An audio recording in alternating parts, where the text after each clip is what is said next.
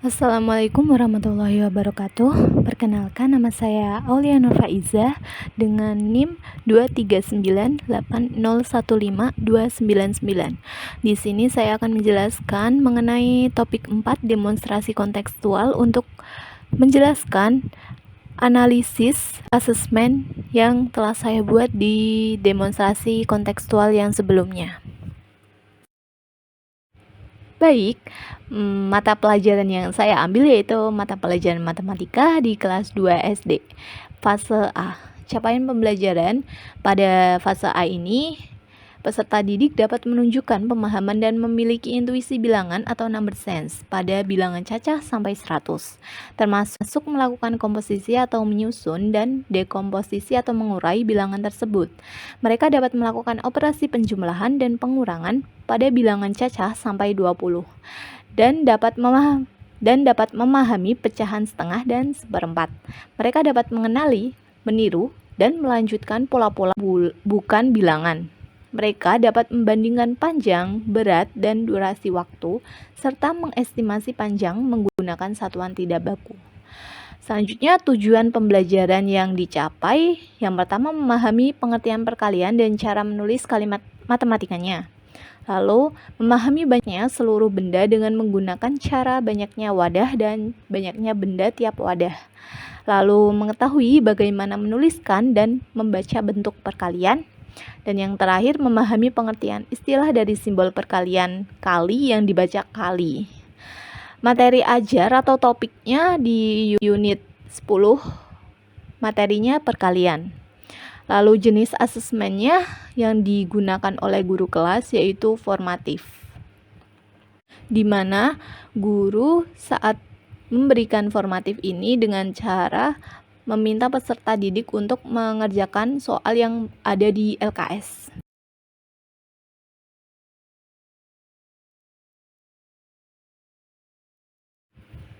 Selanjutnya, bentuk asesmen atau soal tertulis, proyek, unjuk kerja, dan lain-lain.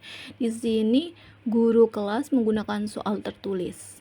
Selanjutnya, bagian mana dalam asesmen tersebut yang menunjukkan kesesuaian dengan harapan tahapan perkembangan peserta didik? Bagian dalam asesmen tersebut yang menunjukkan kesesuaian dengan tahapan pada perkembangan peserta didik dapat dilihat di asesmen formatif. Karena pada bagian ini guru dapat mengamati keterlibatan peserta didik dalam kegiatan pembelajaran dan respon terhadap materi yang diajarkan, kemudian melakukan evaluasi berkala selama pembelajaran untuk melihat perkembangan peserta didik. Selanjutnya, bagian mana dalam asesmen tersebut yang menunjukkan kesesuaian dengan perlunya mempertimbangkan aspek lingkungan budaya dan karakteristik peserta didik. Bagian dalam asesmen tersebut yang menunjukkan kesesuaian dengan perlunya mempertimbangkan aspek lingkungan budaya dan karakteristik peserta didik terdapat pada bagian asesmen diagnostik. Seperti yang telah diketahui, asesmen diagnostik dilakukan sebelum pembelajaran dimulai atau pada awal suatu program untuk menilai pemahaman awal peserta didik terhadap materi pelajaran. Dalam asesmen diagnostik, penting untuk memahami latar belakang budaya dan karakteristik peserta didik karena ini dapat memengaruhi pemahaman awal mereka terhadap materi. Asesmen diagnostik yang sensitif terhadap keberagaman budaya dan kebutuhan individu dapat membantu guru merancang pembelajaran yang lebih sesuai.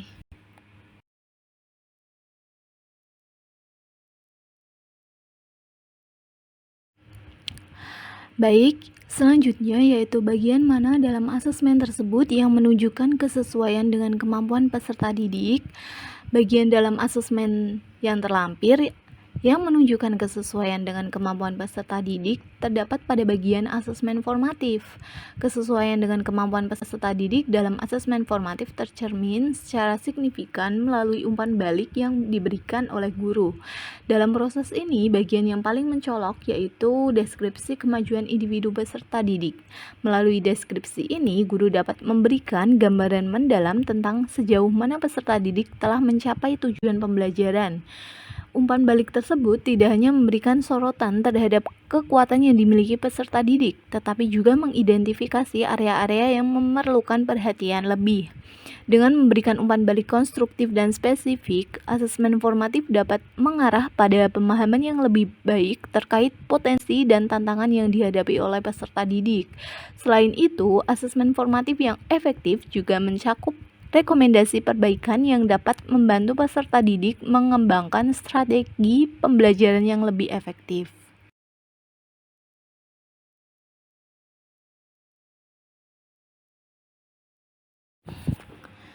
Baik, selanjutnya bagian mana dari asesmen tersebut yang menunjukkan kesesuaian bahwa sudah memberikan ruang bagi peserta didik untuk memberikan umpan balik terhadap kegiatan pembelajaran mereka. Bagian dari asesmen tersebut yang menunjukkan kesesuaian bahwa sudah memberikan ruang bagi peserta didik untuk umpan balik terhadap kegiatan pembelajaran mereka ada pada asesmen formatif, tepatnya di lembar reflektif. Kesesuaian asesmen formatif dengan kebutuhan peserta didik dapat tercermin melalui mekanisme umpan balik yang terbuka dan inklusif. Salah satu bagian penting yang menunjukkan pemberian ruang bagi peserta didik untuk memberikan umpan balik terhadap proses pembelajaran mereka adalah melalui tahap refleksi bersama. Dalam tahap ini, peserta didik diminta menyampaikan apa yang ingin mereka ketahui mengenai materi yang akan dipelajari dan sejauh mana pemahaman mereka mengenai materi yang sedang diajarkan. Ini menciptakan lingkungan yang memfasilitasi dialog dua arah antara guru dan peserta didik. Dengan memberikan kesempatan bagi peserta didik untuk berpartisipasi aktif dalam proses umpan balik, asesmen formatif tidak hanya menjadi alat evaluasi, akan tetapi juga menjadi sarana komunikasi yang efektif. Melalui refleksi bersama, guru dapat memahami lebih baik tentang cara peserta didik merespon pembelajaran dan mengadaptasi metode pengajaran secara lebih spesifik. Oleh karena itu, kegiatan refleksi ini mengutamakan keterlibatan peserta didik dalam evaluasi pembelajaran, mengakui dan menghormati pengalaman mereka, serta membangun fondasi untuk perbaikan yang lebih efektif di masa depan.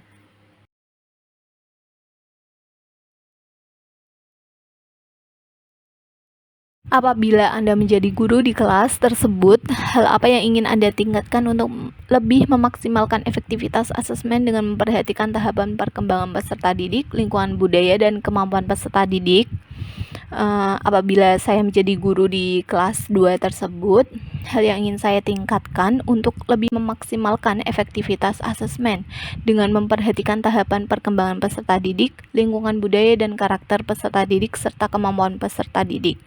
Jadi saya juga akan meningkatkan media pembelajaran yang lebih dapat meningkatkan motivasi peserta didik dan dapat sehingga peserta didik tidak bosan dalam kegiatan pembelajaran matematika.